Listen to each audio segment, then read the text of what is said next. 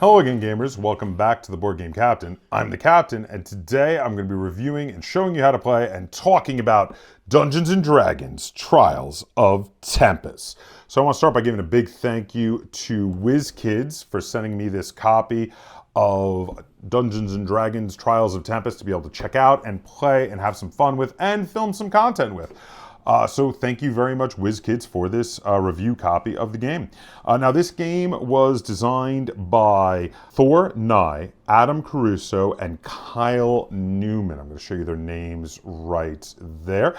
The game is listed as 120 minutes for ages 12 and up and for 2 to 8 players. Now, I want to start right there with this review.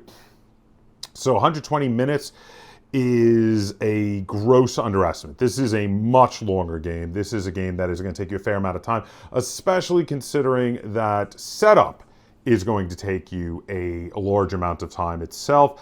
And I do feel like that should be included for the time of playing, especially the first time you play. It will get quicker the more you play, but you'd really have to work hard at it and play it a lot to get down to 120 minutes. Now, the ages 12 and up, that's not bad, but I might even go a little higher than that with a combination of all the different cool things that you can do in this game and all the things going on, along with the fact that this is a longer game and will require longer attention spans. So I might actually go about 14 and up, though there is another place on this box where it does actually say ages 14 and up for the choking hazard. I don't know why it says that there while having the ages 12 and up here.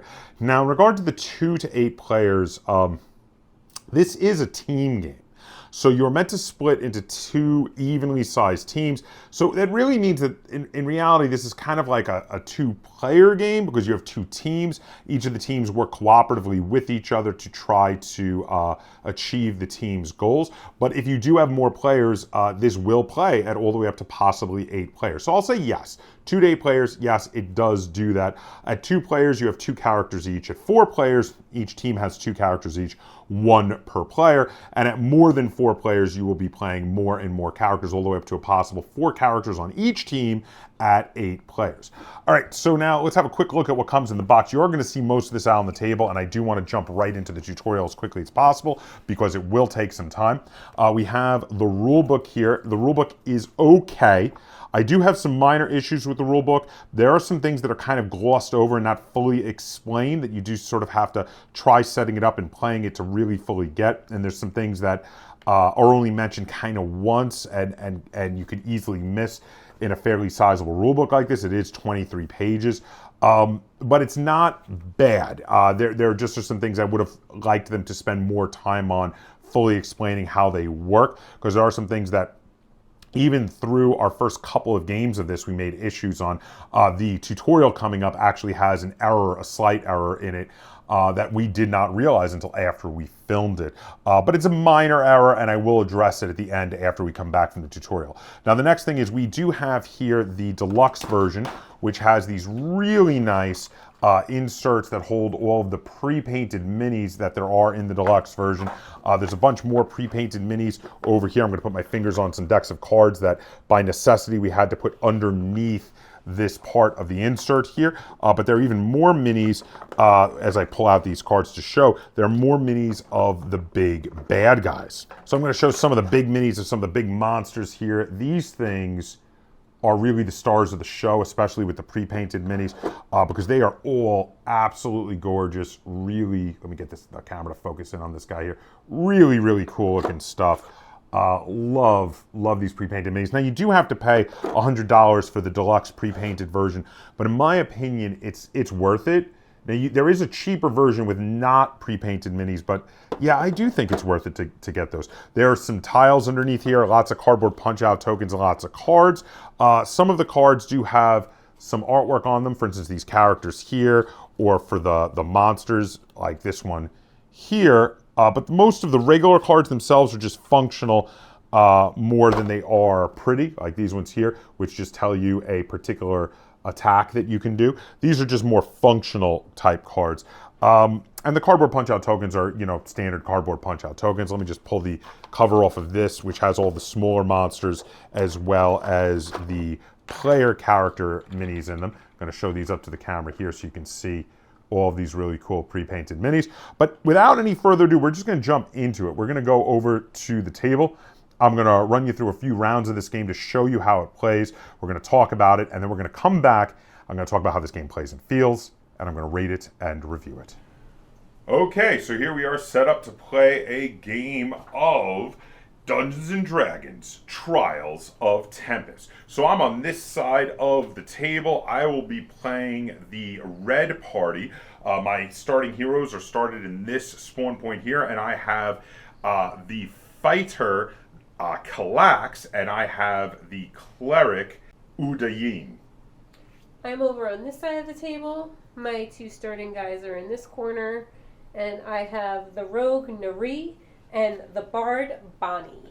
And you are represented by the color blue. Yes. Now to set up the game board, we have to set up the board. There are two different sides that we can play on. We're playing on the forested side. The other side is covered in snow. We set it up in the squares in the appropriate manner. We do recommend that you keep them put away in a numerical manner to easily set them up by picking them up like 1, 2, 3, 4, 5, 6, 7, 8, 9, or something of that sort, so you can more easily put them out next time, regardless of which side you choose to play with. You also have to put out all of the relevant tokens and dice on the board. You have to shuffle up the quest cards and deal out 3 quests. We have 3 quests set up on the table, which are the roving mercs, the read the runes, and collect artifacts. Each of these, we're going to try to show you some of them, progress on them, to be able to gain points during the game, during this tutorial. Then you also have to set up the loot deck, which gets a full shuffle, and the event deck, which gets a full shuffle and is ready to be played at the beginning of every round. In addition, you have to set up the monster cards off the side of the board. There are the minions, which mostly will be starting on the board. Both the bugbears and the kobolds are fully starting with all 4 of them each on the board, while the goblins are set up in a random location because of the quest, the roving mercs, and only 2 of them will be starting on the board. We have a random chosen trial guardian over there, as well as the ogre.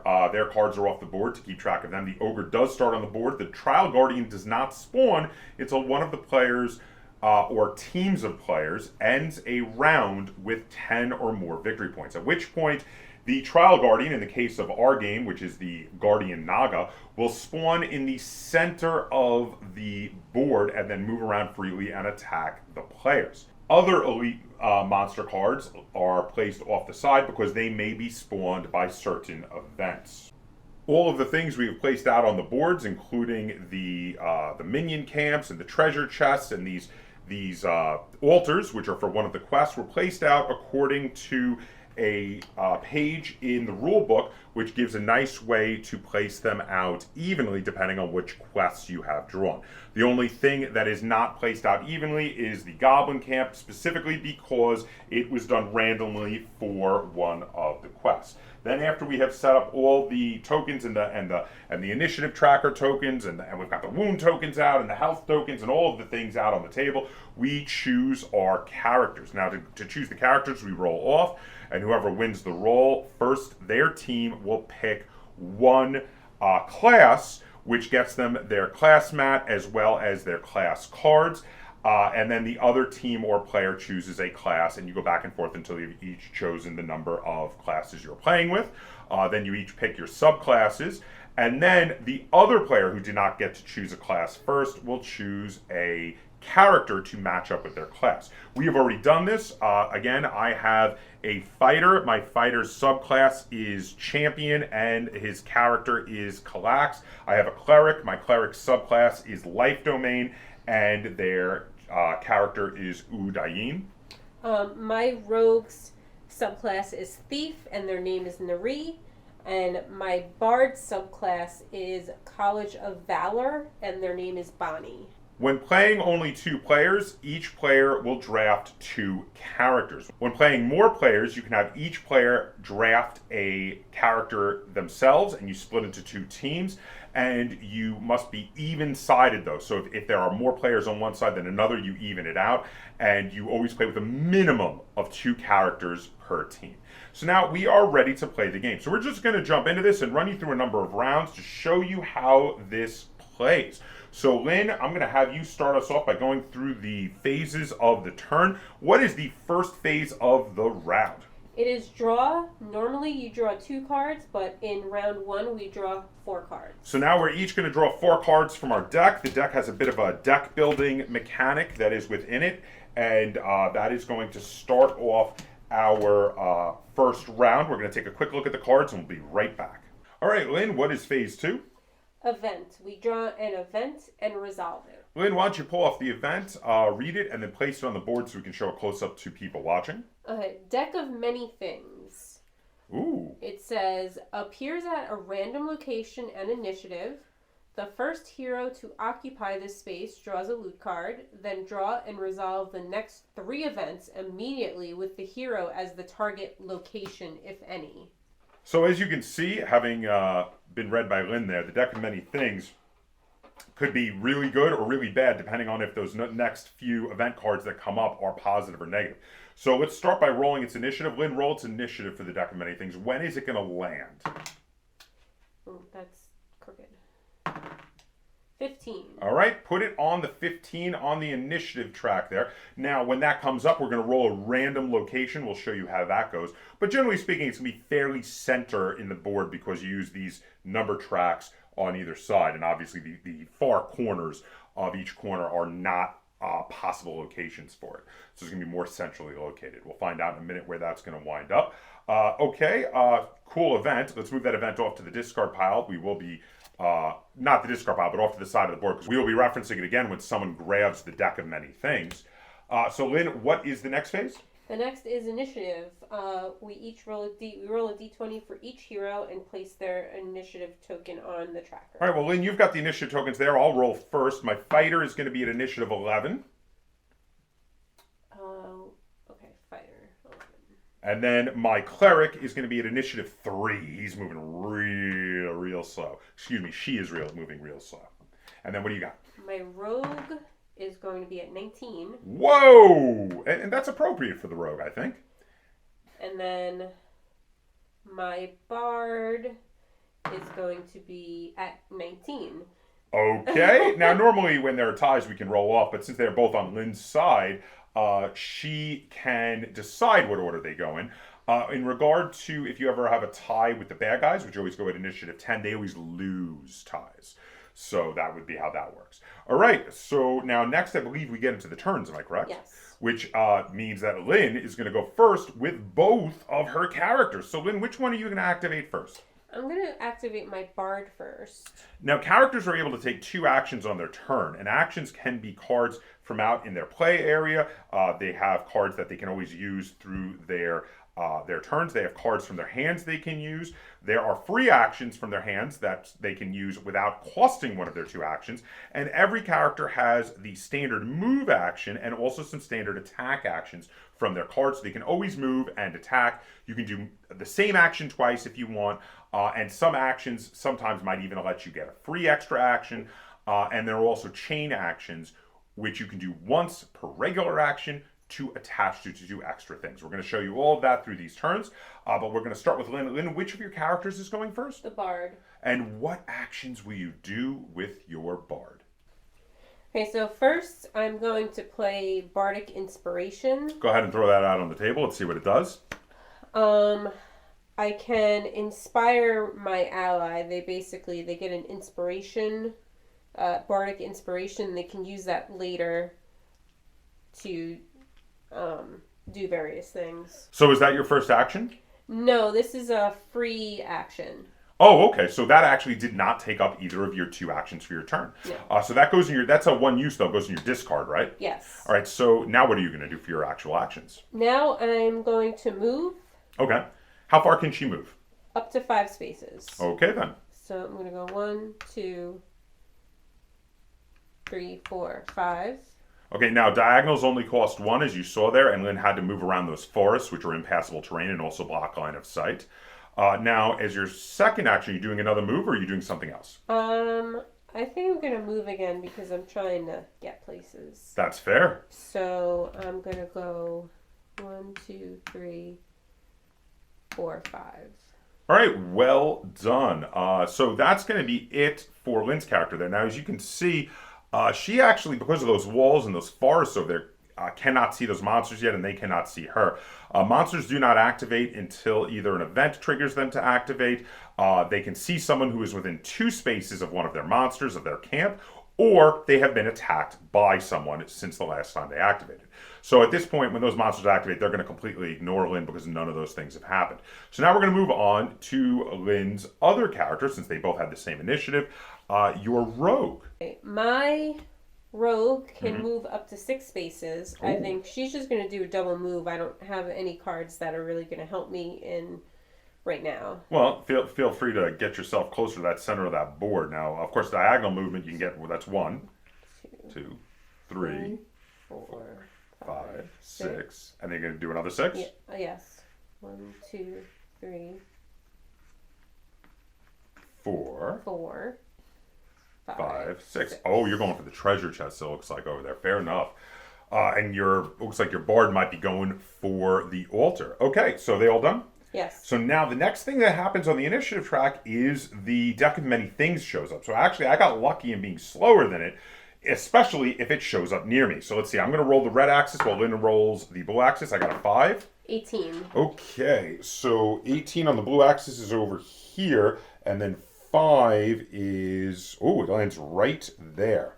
So now we put the deck of many things there, and basically the first character to step on it is going to be able to get its effects. But no one is really that close to it yet. We'll see how that goes. The next thing on the initiative track is my fighter. So I'm going to move my fighter. I'm going to activate them, and I'm going to go, let's see, my fighter can move up to 6 spaces. They're going to go 1, 2, 3, 4, 5, 6. And then they're going to activate again and go 1, 2, 3, 4, 5, 6 and land on this treasure chest.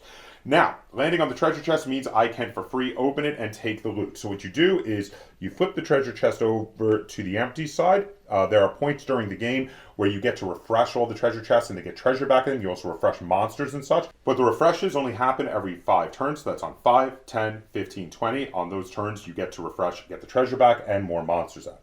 Now I'll get my first loot of the game for having opened the treasure chest. Lynn passed me a loot card. What do I have? I have gotten the Bracers of Archery. So the Bracers of Archery say you gain +1 to attack rolls with all ranged attacks. Now I do have a standard ranged attack with a javelin with my fighter, so it will be usable with them. And also, as it is loot, and all loot is worth 1 victory point while you are holding it, I get 1 victory point on the victory track. Lynn just moved me up over there 1 point. So yeah, Bracers of Archery, nice.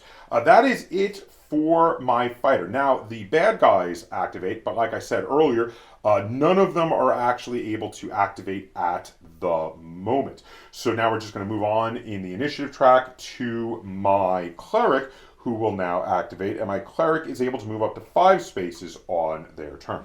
I'm going to go 1, 2, 3, 4, 5, and then again 1, 2, 3, 4, 5.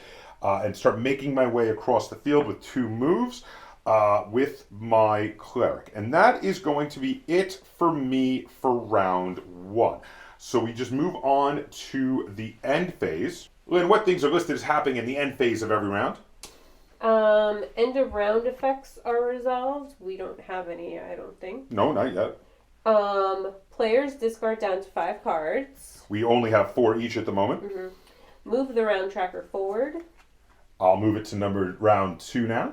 And that's it for now. All right, we'll remove our initiative tokens from the track because we're going to have to roll for initiative again. So moving along, we move on to the beginning of the next round. And of course, the first phase is again. Draw 2 cards. So now we get 2 more cards for each of our characters. We'll be right back after drawing and having a look at those. Okay, next we draw an event card and resolve it. All right, so what is the event card for this round? Storm God's Wrath. Ooh. Now and at the end of each round, until the game ends, lightning strikes a random location. Ooh. The lightning strike affects the target space and each adjacent space and deals round number damage. So this, right now, it's going to be 2 damage. Keep that off the side of the board somewhere where we can keep an eye on it because it is still in play. Lynn, why don't you roll, let's help me out and we'll roll the random location. Because it says now and at the end of every round, Yes. right? So it's going to happen again at the end of this round. I got 15. 20. All right, so 20 to 15 is there. So it is this space and all adjacent spaces get hit by lightning. Nothing is there, so no damage is done to anybody. But this could be very devastating if it hits like in the middle of a minion camp because of the damage that it could do. So very interesting. All right, so we're done with the event. So next we roll initiative, yes? Yes. All right, Lynn, I'm going to roll mine again, and so you can put me where I need to be. Fighter is going to get an 8. Geez, I'm slow. And then my cleric is going to get also 8. Yeah, I'm slow. Okay, what do you got? My rogue is going to get an 11. Nice, you're going before the monsters. And my bard rolled an 8. All right, now we have to roll off for our three-way tie here. So my fighter is going to get a 6. My cleric is going to get a 15. Can you beat the 15 to go first? 13. All right, so it will go, and we'll put them in that order. It's going to go my cleric first, then Lynn's, what is that? Your Bard, and then my fighter. Okay, so we are placed top to bottom in the order those characters will be resolving their turns. That is a very odd thing that just happened on camera there. Okay, so moving on. Next phase, I believe, is we take our actions. Yes. Yes. Which, Lynn, you are up first because your rogue is still the first to activate. Yes.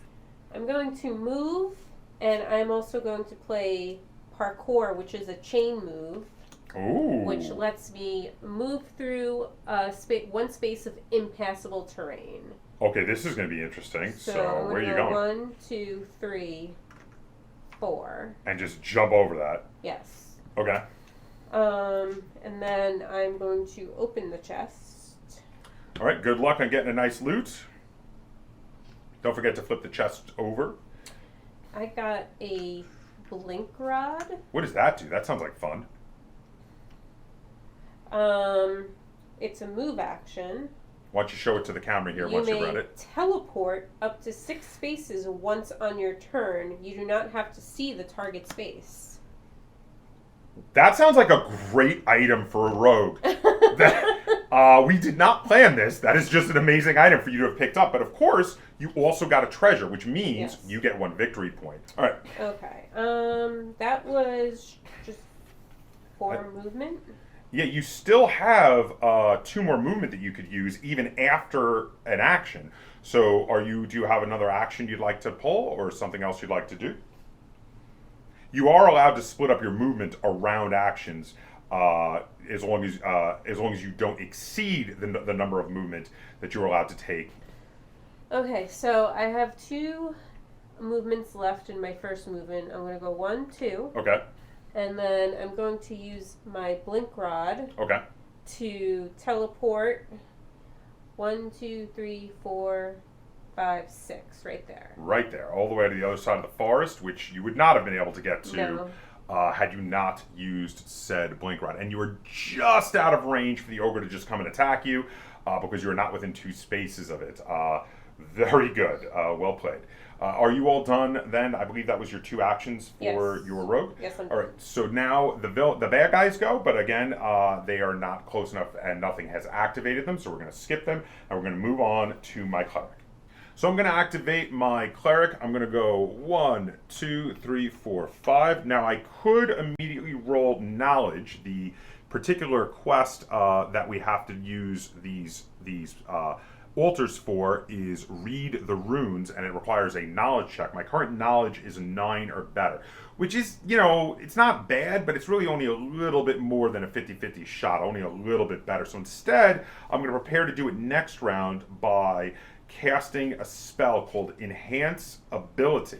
This costs an action. It says all allies get +2 to skill rolls while the spell lasts. Now, this does not cost me actions on my turn to maintain it. Some spells like this do. This just stays in play basically until someone counterspells it with certain other spells or effects, or until my character is killed and has to respawn.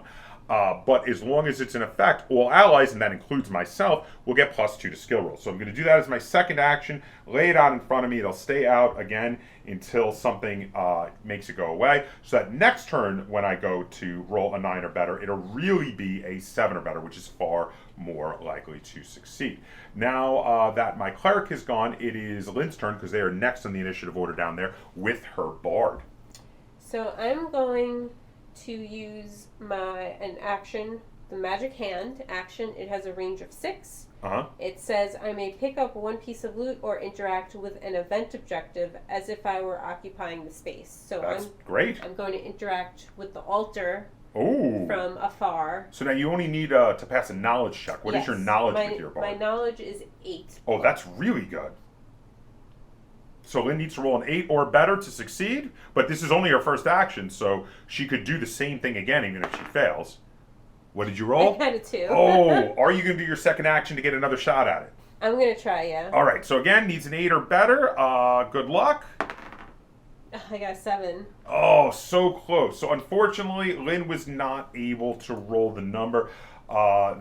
Unless you have any free actions. Do you have any free actions you need to use? I do, but it's not going to be useful. Not going to be useful. So will that be it for your bard? Yes. All right, and that is why I wanted to improve my skill, because sometimes, these rolls just happen.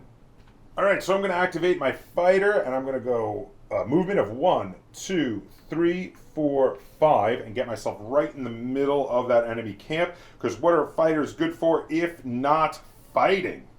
So I'm going to roll an attack using my great axe against the little kobold right next to me here on my left. So now with the great axe, I need to roll at least a 6 or better to do some damage to it. And I rolled a natural 20. Look at that. So that is a critical hit. Now a 20 means that with the great axe, I on a 13 or better did 11 damage, but the 20 gives it +3 piercing damage to bring it up to 14 damage. Doing 10 or more damage will instantly kill a minion. Doing less than 10 damage would do 1 wound to it. A second wound would kill it. So this little kobold letter D is dead. So I will remove him from the board. Now, that will trigger my champion ability, which says if you defeat a target or critically hit with a great weapon, which I managed to do both, you may make 1 additional weapon attack once on your turn. So I'm going to get a free extra weapon attack. So I'm going to throw another great axe, hit at the kobold, also still adjacent to me over there.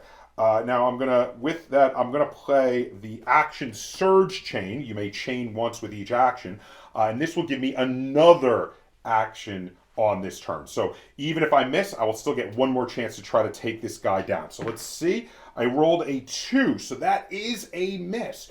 But since I played the card, I will get 1 more attack. So I'm going to go 1 more time, and I got a 16, which is actually enough to do 11 damage to it. So I'm going to stick with that because that will be enough to kill him right out as well. That was actually pretty darn good for my fighter. He did some really good damage there. So that is going to be it for my fighter. And I believe, correct me if I'm wrong, that we are now at the end of the round again. Yes. So a quick reminder of things that happen at the end of the round. End of round effects.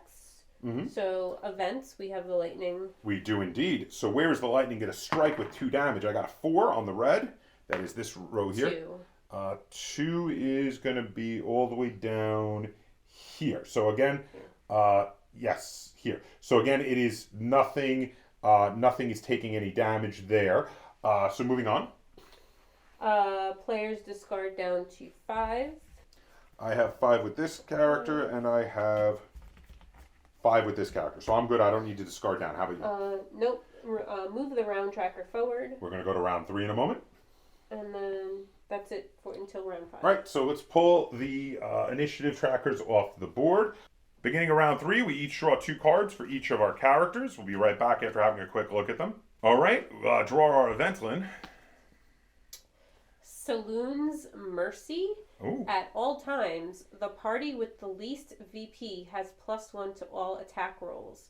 No effect if VP are equal. Remains in effect for the rest of the game. So our VP is currently equal, but if somebody gets another victory point, the people who are not in the lead will get +1 to their attack rolls. Am I understanding that correctly? That is really interesting. That is a cool event. Why don't you put it out on the table for a little bit so we can show everybody exactly the wording on that card. That is a pretty cool event. And again, since it's another Remains in Play, we actually have 3 Remains in Play events going right now. All right, so now we're going to roll initiative, yes? Yes. Okay, I'm going to check my fighter. I've got a 9. And my cleric has a 12. Ooh, I actually got a little fast with one of my guys this time. My rogue has a 9. Ooh, we have to roll off on the tiebreaker there. I got a 18. 11. So I will be going before the rogue. My fighter will be going before the rogue. And how about your bard? My bard has a 10. Ooh, and now you automatically beat the monsters when there's a tie with the monsters. So Lynn's bard will go before the monsters. So in initiative order, it starts with my cleric. Now my cleric, if you recall, ended their turn right over here on the altar, which means I'm going to start right away with getting +2 to my skill roll on knowledge, meaning I need a 7 or better to be able to read the runes. Let's see if I can do it. I rolled a 3. I'm going to try again. Let's see. This is my second action with them. Come on. Yes, I got it with a 14. Now, what that means is I'm going to put my token here on the quest card for 1 success on Read the Runes. 1 success, and I'm also going to put to mark that I have already read this particular altar. To remind everybody, I'm going to put my token also on that altar because you can only read each altar once. But of course, my opponent can still read that altar. And that gets me a victory point. So Lynn moved me up the victory point track. But of course, that also means that now that Lynn has less victory points than me, she's going to get +1 on all her attack rolls because of the event that just came up this round, which is pretty interesting. But that is going to be it for my actions for my cleric because I had to use both actions to succeed at that quest roll. Oh, my bard, let's see. Do you have anything that could help you with your roll? Because you failed twice last time. They only need, what, an 8? Mm-hmm. God, they couldn't fail 3 times in a row, could they? No, I got nothing that helps me. Are you just going to go for it again? With your mage hand? Yes. All right, give it up. Let's see, you need an 8 or better. I got a 16. Nice, well done. Oh.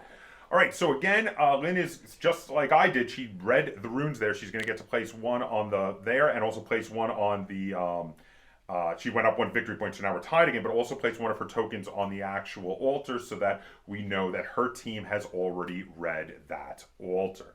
Now, that was only 1 action. You've still got another action with your bard. Yes, I do. Okay, so what I'm going to do is I'm going to play Longstrider. It's an ongoing action. Mm-hmm. It says all allies may move +1 space on each of their turns if they play 1 or more move actions while this spell lasts. Wow, so that works for both your characters. That's really cool. So next are the monsters. Now the only monsters who are going to activate, of course, are the kobolds because I attacked them. I am also the closest enemy to them, so they are going to come at me. Now the other team, that would be Lynn, controls them, and generally speaking, monsters must move first and then do their any leftover actions to attack. So those kobolds have to come at me, and they come in letter order. So what letters do we have left there? A and B? Mm-hmm. So A has to go first. It's going to be A. So he's going to come at me over there. Mm-hmm. And then now you're going to roll for the kobold to attack me. So what do they need to roll? They need to roll an 11 or better to hurt me.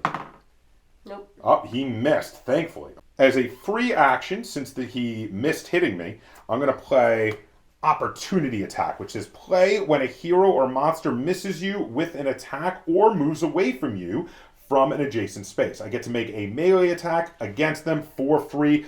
but I cannot chain it, so no chains may be played on it. Which so I'm going to get a free attack against this kobold who missed me, and I rolled a 19. Which is huge, which means I'm going to get to do 11 damage to him, so that will instantly kill that kobold. Which means we're down to only one kobold in that campfire, who's now going to move in and roll to attack me. Ooh, it's an 11, so that is a hit. How much damage does the kobold do? An 11 does 3 wounds plus 1 piercing. Now, I do have 3 damage reduction with my fighter because they have really good armor, which means that they will not take the normal wounds because that is reduced by 3, but piercing ignores all damage reduction, and I would have used up all my damage reduction anyway, so I do take 1 damage from the kobold. So that is going to be it for the bad guys. So now we're going to move on to my fighter, who of course is starting in melee range with the last kobold. So I'm going to start by taking another attack with my great axe at that kobold and try to finish them off. Oh, well that is pretty bad. I just rolled a 4 when I needed at least a 6 to do some damage. I'm going to roll again for a second action and take another attack.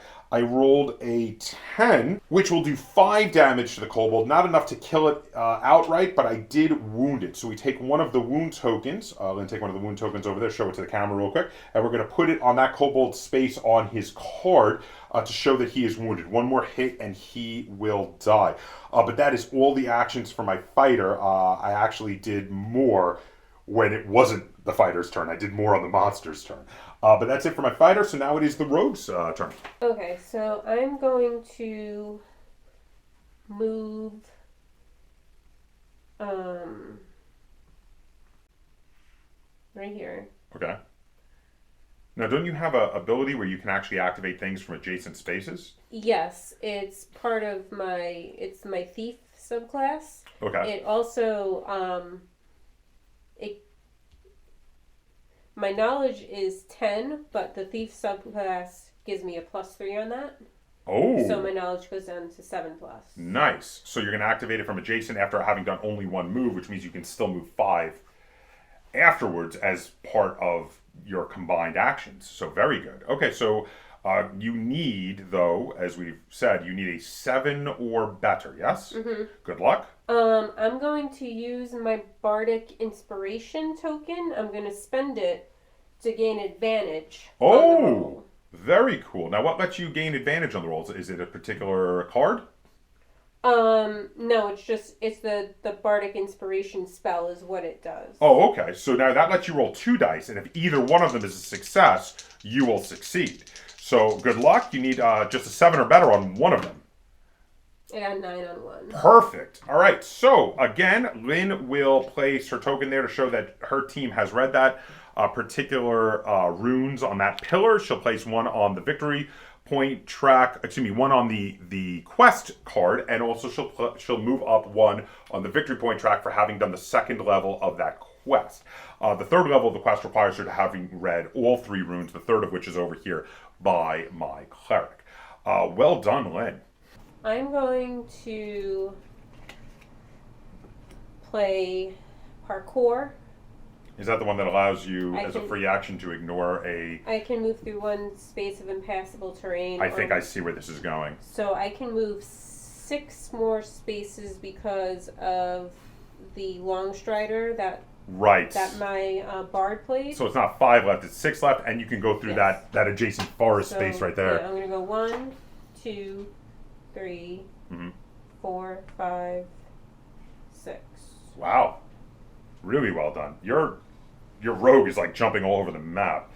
Okay, so are they all finished? Yes. All right, so that is the end of the round. So we have one end of round effect that we've been doing, correct? Yeah. So let's check where the lightning strikes. I rolled a 4. That's going to be over here. 14, which is right here. So, that got dangerously close to me. I'm just out of range of the lightning strike because it hits this area and everything adjacent to it.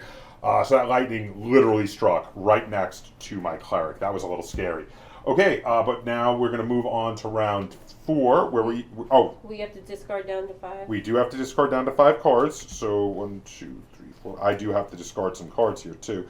I'm going to discard this card with my one card with my fighter, and 2 cards I have to discard with my cleric. Then we're going to start the new round. We each draw 2 cards for each of our characters, and then we're going to check our new event for this round. Okay, so now we Draw the event. Mm-hmm. What do we got? Wave of Destruction. Oh boy. Everything suffers the round number damage. Whoa! Fun fact, that will kill the wounded kobold over here that was fighting me, because he already had 1 hit, and he has a hit and takes another hit with less than 10 damage. That will finish him off. That also means he drops loot there. Thank you. So the last monster around any campfire, when they die, they drop a loot token. So I just placed that there.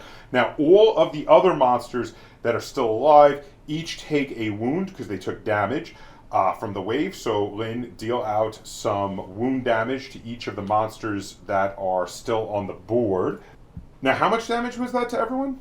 3 damage. And it's regular damage, not piercing, yes? Yes. So I have at least 3 damage reduction for both my guys, so they actually get to ignore it. How about your guys? My bard ignores it because she has 4 damage reduction, but my rogue only has 1 damage reduction. So your rogue will take 2 damage? Yes. Okay, and then there we go. There was some damage done all around, both to some heroes and lots of damage done to the monsters, actually, making the monsters much easier to kill, possibly. So now we're going to check our initiative. My fighter has initiative 16, and my cleric will be at initiative 5. Going pretty slow. And then how about you? My rogue is going to have 4. That's the first time the rogue has gone slow. And my bard 6, but hold on. Oh, what's going on? My rogue has a free action. Ambush, play immediately after initiative is rolled. Gain +5 initiative this turn. You win ties. So how much plus is that? +5. All right, well, give them +5. So I go up to 9. Well, that means that you will not be going before the monsters, but you will be going before my cleric and your bard. So it does quite improve you quite a bit on the initiative track there. All right, so we're going to be going in initiative order as usual. So the fighter activates first. So the first thing I want to do with the fighter is take a move action. I get up to 6 movement. My first movement is to move on to the loot and collect it. So I'm going to give that token back. Lynn, would you pass me a loot card, please, so we can see another loot here. So I have gotten the Wand of the War Mage, which gives me +1 to my spell attack rolls. This is a fairly useless item for my fighter, but that happens. But it is still worth a victory point for the game, so I will gain 1 victory point on the victory point track. I'm going to move the rest of my movement, going 1, 2, 3, 4, 5, and then I'm going to be doing a javelin attack on your rogue, Lynn. So in addition, let's see here. I'm going to roll a die, and that will give me a 8, which with the javelin is enough to do 4 damage. I'm going to chain it with a maneuvering strike, which gives it +3 damage and allows me to move an extra 3 spaces. So that means that instead of doing the 4 damage, I do 7 damage to Lynn, but again, you do have your damage reduction. What is your damage reduction? It's 1, so that would be 6 damage. 6 damage to you. And then I get a free 3 movement off that. I'm going to go 1, 2, 3 with my fighter. I have a free movement called Sidestep. What does it do? I have to play it after an attack against me is resolved, and I may immediately move up to 2 spaces. Oh. So I'm going to go 1, 2. Okay, fair enough. So that is going to be it for my fighter, which means it's now time for the bad guys to activate. But again, none of them are able to activate. The only ones that were the kobolds, and they have all died. And then we're going to move on to the rogue. So I'm going to move, use my base movement action. And that lets you move up to what, 7? 6. It's 7 with the long strider. Gotcha. And then I'm going to chain disguise onto that. It's a chain any where I gain advantage on all savvy rolls. Oh, very nice. I think I know exactly what's about to happen here. And I just need to be adjacent to the goblins, right? To the fire. to the fire. Yes. So I'm going to move 1, 2, 3, 4, 5. Okay. And then I'm guessing you're going to, as your second action, do the savvy roll to try to get the goblins to join you? Yes. All right, so now you got advantage. So you means you get both dice. What do you need to roll? I have, my rogue has savvy 6+. Wow! So you just need a 6 or better on one of 2 20-sided dice. Well done. Go ahead and roll. Let's see what you got. Yep, I got them on both. Oh, well, there you go. Now, that means that Lynn has gotten one of the mercenary camps to join her, where she'll put her token on the one space of that particular quest card. I also forgot to mention that I had collected 2 loot with my fighter, which meant I got to put my token on the one space of the collect artifacts quest card. Both of those give us each 1 victory point, which will then go ahead and move us each up 1. Which is really great. But also, now when the monsters activate, Lynn can control the goblins. They have joined her side of the fight to attack anyone she wants. So come around next round, she'll probably be using those goblins either to attack me or to attack those bugbears and try to help clear out the bugbear camp.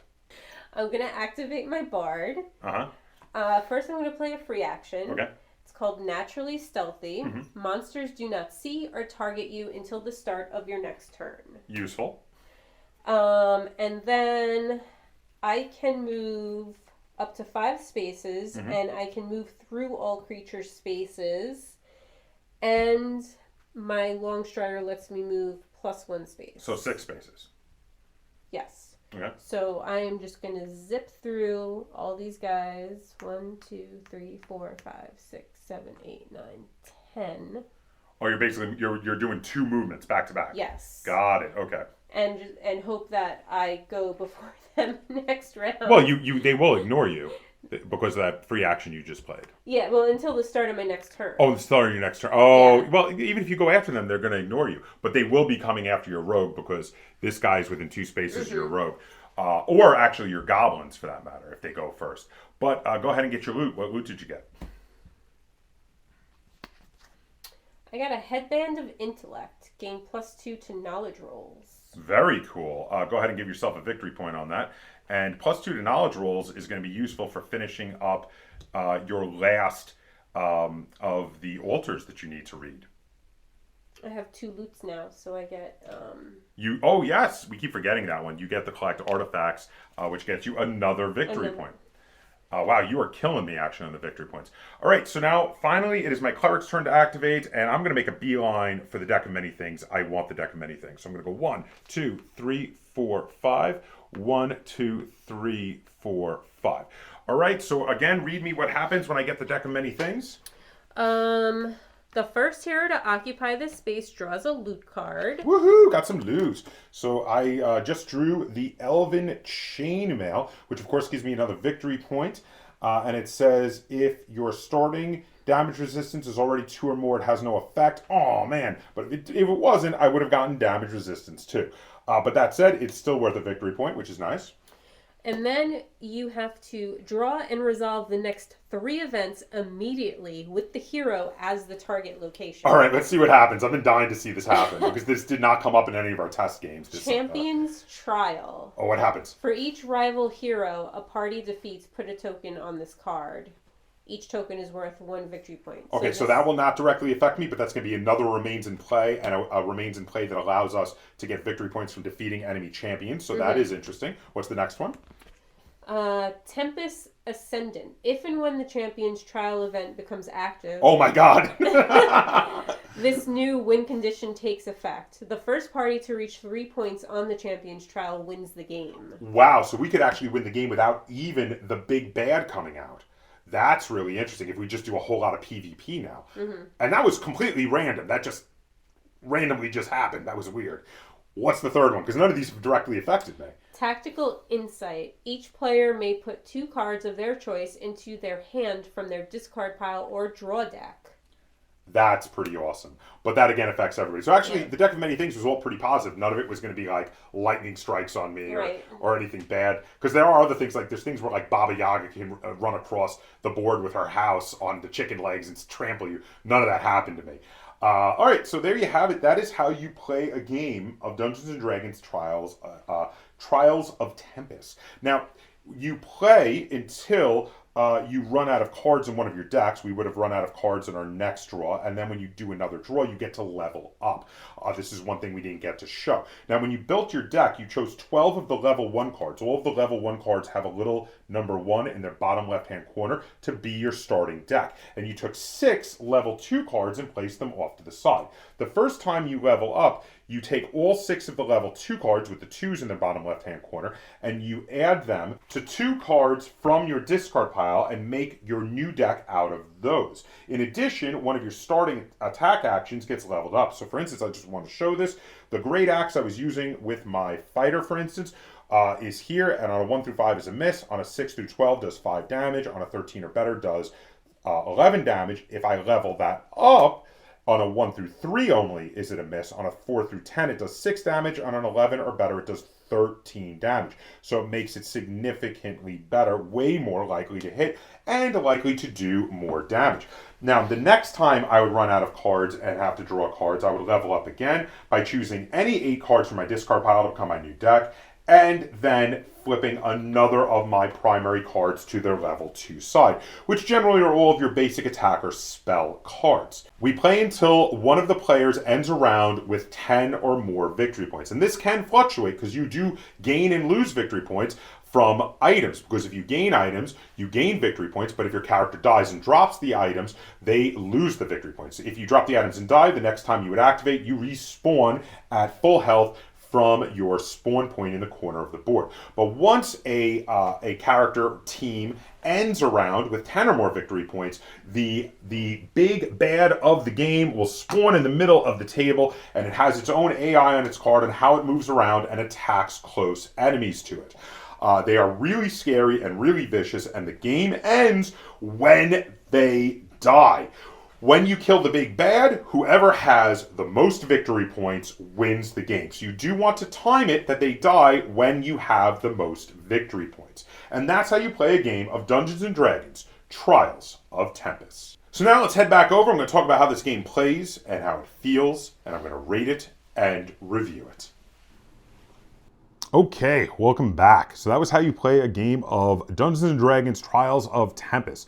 So this is like a 2-team game, can be played 2 players very easily, can be played at larger player counts as well, but you split up into 2 teams where you're sort of doing a competitive dungeon crawl. Each team cooperates within the team but fights against and competes against the opposite team as you work to try to achieve the quests and get victory points to have the most victory points when the trial boss is defeated. Is basically how this goes. So I want to start off by addressing the mistake that we made. Now, I didn't notice at the bottom of the cards, it was my first time actually trying out the fighter character, that most of their cards were unique to one of their subclasses. When you picked a subclass, you actually didn't get as many choices in making your starting 12-card deck and your 6 boosted cards as you would with a lot of other character classes. I had missed that, and I was actually playing with some cards I should not have had with my subclass. But that does bring me to one of my first negatives with this game, is that some of the things are really glossed over. That bit is kind of very quickly referenced in the book, and they should have spent more time in detail explaining that some of the classes do have specific cards that you only get with certain subclasses. There are a lot of little things like this. You will kind of learn as you play, and it's not the worst thing in the world if you make an error. It's no big deal. You'll fix it next time. These are the sort of things you kind of notice through your first couple of plays, but it is something I did want to address because I did think that maybe a little more work could have been done on the rule book. Another issue is that the play time is a severe underestimate. This is a big game. This is, generally speaking, like a 3 to 5 hour board game. This is going to be most of your day, most of your gaming day. You can cut down on the play time by setting up the game ahead of time. Setup does take a lot of time. If you set up the game ahead of time before your friends come over, then you'll just have to do the part of setup where you're drafting the character classes and characters that you will be playing for the game, and that will significantly reduce the setup time for you so you can just, more quickly get into the game. So that is something I do recommend. And it will help. It will help. That said, the actual playtime of the game will still be significant. This is a big, heavy game with a lot going on. Now, when it comes down to it, what you're doing in the game is you're running around trying to do the things to complete the quest, which I do like that there's a lot of quests that don't involve just fighting. Like you saw in the example game, we randomly drew our quests, and one of the quests was having to do certain skill rolls on, it was knowledge rolls, I believe, on these particular items to be able to work your way towards completing that quest and getting more victory points. Another one of the quests made magical items even more valuable because it involved collecting sets of magical items, 2, 4, and 6 respectively, for your team would give you more points towards winning, while holding magical items also gives you more points towards winning. Also, you get more magic items by fighting monsters and clearing out camps. That, of course, lets you spawn more magical items, and more monsters will respawn every 5th turn. So you get more chances to kill more monsters and get more magical items. These magical items also aid you when fighting enemies, and when you fight enemy players, you can kill them and make them drop their magical items. Nobody dies permanently. You will come back. You respawn the very next time you get a turn, so it's not that big a deal. And you can go and get revenge on that enemy that PvP killed you, and possibly steal your magic items right back. So that is really fun, and that is really cool. Also, when you get 10 points, the big boss shows up. I do have a little bit of an issue with the big boss. The big boss can feel a little anticlimactic because they have nothing to do with winning the game, except that when they die, the person with the most victory points wins the game. Because of that, they do feel a little anticlimactic because it's just sort of like, oh, quick, we have the most victory points. I just stole some magic items. Kill the boss. Finish him off and win the game. That said, the boss themselves are super tough and super vicious. A lot of them can do crazy amounts of damage and some of them get more powerful as they go. Even though you're whittling away their hit points, there's one of them that keeps spawning little minions that themselves do as much damage as the boss does, and they can use to do massive amounts of damage every round. So the bosses themselves can be very tricksy and very tough to beat. But I did feel like maybe there should be some victory points earned by killing the boss to help you in that point swing. Maybe, maybe not a lot, maybe 2 or 3, but just to help you in that point swing, to help you when you get close in victory points to your opponent, finish off the boss, and boom, you get a little point swing to possibly win. That would have been cool. But as it is, defeating the boss is really only a tiebreaker. Other than that, you don't get any actual points towards winning the game, and I do think that's a minor issue. Though overall, the gameplay is fun. It is very engrossing. The crazy random events that happen every round are amazingly fun. The crazy random loot that you can get that can help you, some helps you with damage, some helps you with skill rolls. They help you with all sorts of different things, and those can be really cool. Those can be a lot of fun. Overall, I really like this game. I also really enjoy one of the things I actually enjoy most about this game is being able to draft the different parts and try different combinations of character, class, and subclass together to make different combinations of effects, different combinations of abilities to try out. Because while they all have recommended builds, which is like, the easiest and possibly one of the best and most effective ways to build that character class, including a recommended character to mix in with that character class, you can try all sorts of different combinations. In the example game, one of my characters was full on the recommended build, while the other was not. The other was, I decided I wanted to try a different character with that class. And I do like messing around with those, and some of them can be really interesting because there are different effects that you get for each character, and that can be really, really cool. So overall, I am definitely much more positive than I am negative on this game. I think it is really cool. It is a strategy tactical game that creates a scenario that many people who play role-playing games have tried themselves at some point, where they'll take their role-playing game and they'll make, the most combat-oriented party, and their friend will make a very combat-oriented party, and they just see who can make the most lethal party and try a just PvP match, just like fight it out like you're in an arena. This kind of does that, but also adds in something that I think is very important for turning that into a proper freestanding board game, which is it adds in these quests with with objectives that are not just about killing your opponent. There are objectives about killing monsters, about reading runes on a pillar, about convincing monsters to join your side of the fight and fight your opponents. And all of this makes it much more dynamic, much more interesting than a game that would just be PvP fights.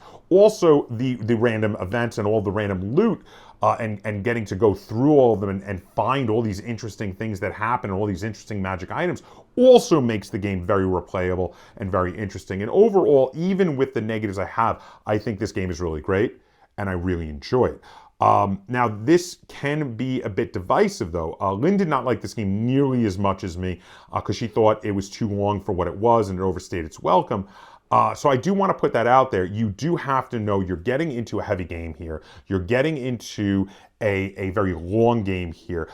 There will be a lot of variety and a lot of different stuff that comes up, but there's still going to be a lot of fighting, a lot of dice rolling, and you have to be on board for that sort of thing. But if you are, this game could be the game for you. So overall, I'm going to give Dungeons & Dragons Trials of Tempus 8.5 stars out of 10 because I really enjoyed it.